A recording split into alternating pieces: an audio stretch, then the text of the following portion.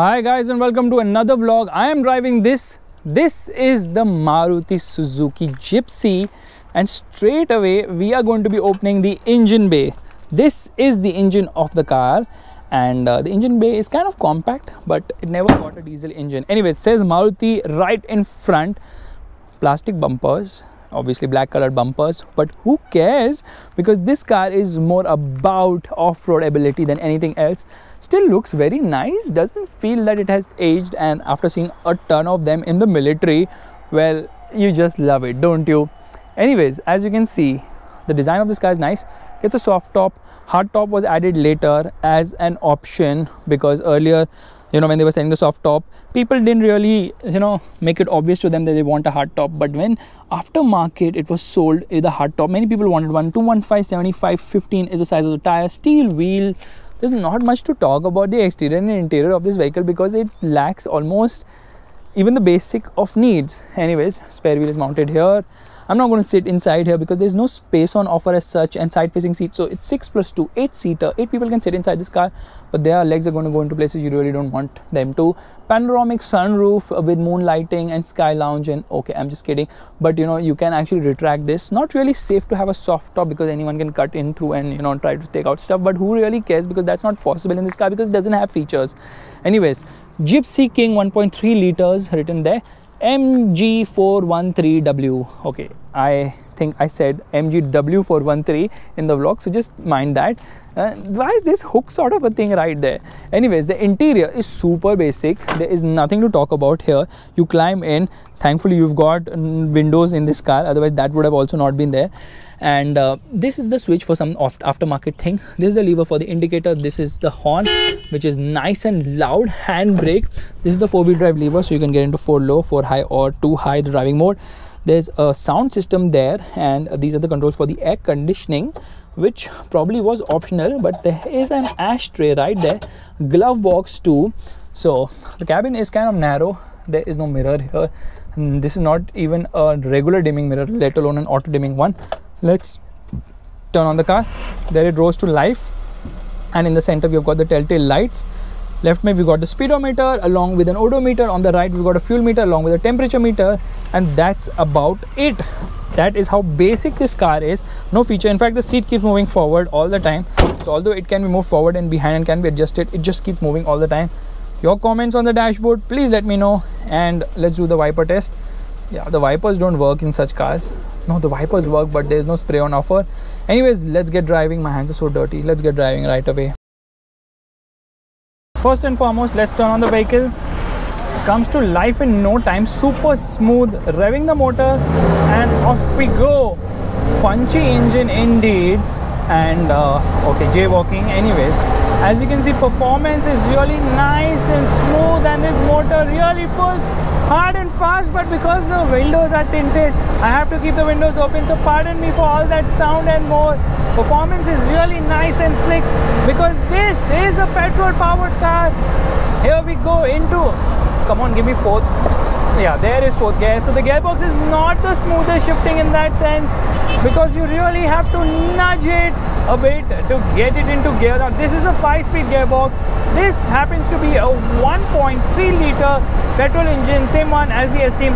In fact, the Gypsy was launched in 1986. Yeah, that's right. The Gypsy was launched in 1986 with a 1 liter engine, and then they actually gave it the 1.3 from the Esteem. Now this is from 1998.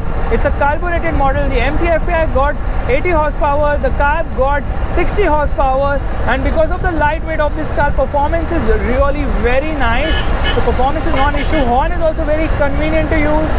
Good amount of punch on offer for sure, but the steering has absolutely no feel or feedback whatsoever. So kind of feels like newer Maruti cars. No feel from the steering, but definitely OMG, where are we going? When you try to corner now, you don't know at all where you're going, because the suspension is nothing to talk home about. It's a leaf spring and the ride quality is very, very bad. At the front it's tolerable, at the rear it is horrendous. So I'm so sorry for rear passengers who sit in the Gypsy. Now the seat belt is not working, and the seat, when you actually apply brakes, it goes all the way ahead. So it's like a, you know, it's like a proper simulator, giving you proper G-force effect, making you feel faster than you actually are going, which is actually a good thing. So braking performance could have been better. There's some sponginess in the brakes. The clutch, although light, it is just the gearbox which is not the smoothest of shifts. Especially, you know, it feels hard. You have to nudge it forward to get into the gear you want. Get into the gas and the engine responds. It's a high revving engine, which you would say is not really what is needed when you go off the road. But you know, what's the advantage of the Gypsy? It's super light. It's a mountain goat. On road, it's kind of rubbish. Off the road, it's brilliant. It's phenomenal the way this car performs off the road. Steering is never aligned, so it has characteristics of its competitors like the Mahindra Thar, whose steering is never aligned indeed. Making an overtake, no problem, just downshift. The engine is smooth. It's a Maruti Suzuki motor after all. So Maruti Suzuki actually codenamed this car in a various weird name somehow, and this particular model which I am driving right now is known as the MGW413. What does that mean? MG means Maruti Gypsy, W means wide, and 413 means 4-cylinder 1.3 liter. So you know, they actually updated the car by giving it a wider track both at the front as well as the rear. The reason for that was because the car was so narrow, it was kind of scary that it would topple if you corner aggressively. Here we are into first gear, revving the motor, and off we go. This car has done 2 lakh kilometers. Motor revs really nice and smoothly, gets very vocal in the top end, will go above 40 kilometers per hour in first itself, but gets super boomy. Yes, this is a Japanese engine, so it's still quite refined and fuel efficient as well. The Gypsy's weight is so light, it's so light that it doesn't get stuck off-road.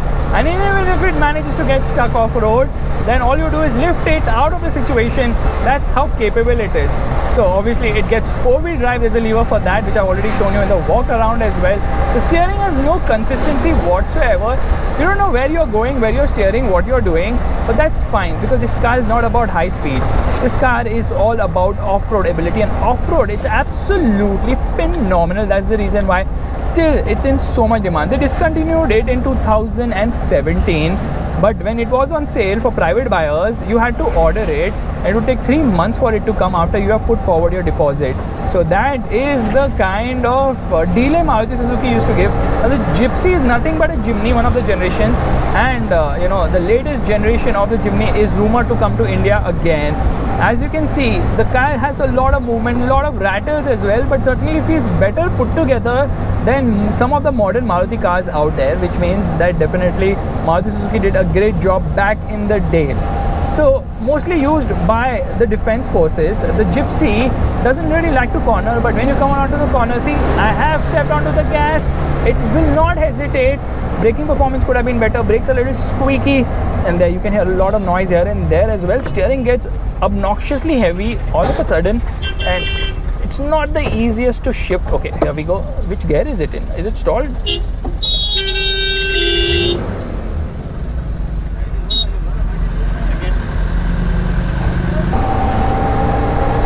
So when the car was actually on sale, the pricing was close to rupees 7 lakhs. Yeah, actually upwards of 7 lakhs on road Mumbai, made to order, but people still used to buy it for the off-road ability that it offers. Now, it obviously turns out to be cheaper than the Mahindra Thar, and this being a petrol engine, it's just easier to upkeep. Fuel economy should be around 12 to 14 kilometers per liter.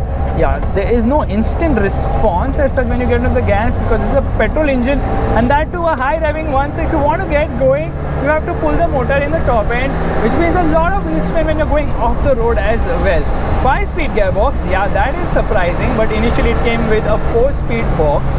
So you just have to be very careful when driving this car because the steering has to be given repeated inputs and corrections as well, and there's obviously tons and tons of body roll too.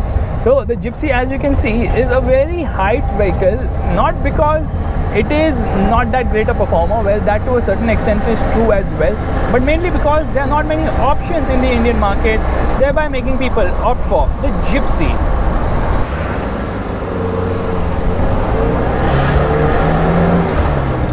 The real problem with the Gypsy though is the fact that it's too basic. It has a terrible ride quality, not really a comfortable car, but very rewarding to the driver. So if you don't love people around you, definitely the Gypsy is something you can definitely consider. But for most others out there, the Gypsy did not have enough demand for it to be pulled forward ahead of 2017 when it was discontinued. And that is a big bummer because yeah, it is a very capable car off the road. There we go, second gear. Sometimes the gearbox falters, or probably it's just me.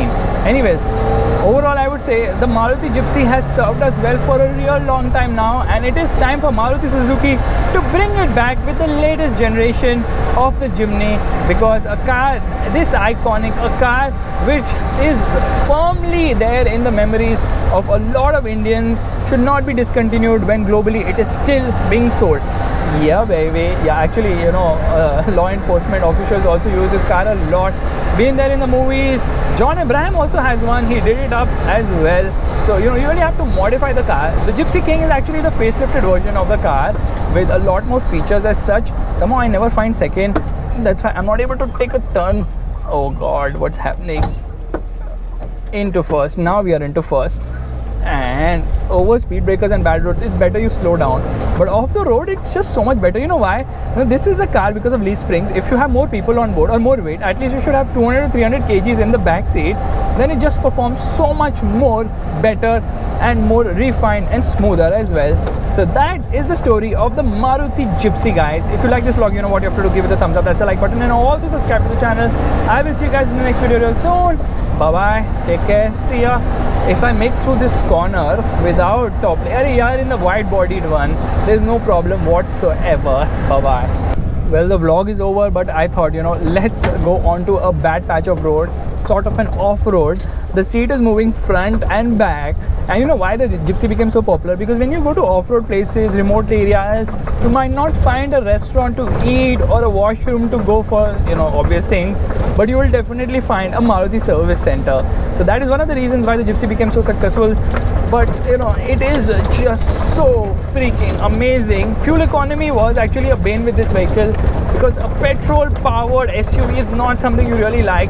While I'm enjoying myself, I'm sure passengers in this car will never enjoy themselves, because you know, it just moves around so much. The ride quality, the less I say about how bad it is, the better. Anyways, you can actually power out and go fast without any issues. Bye bye.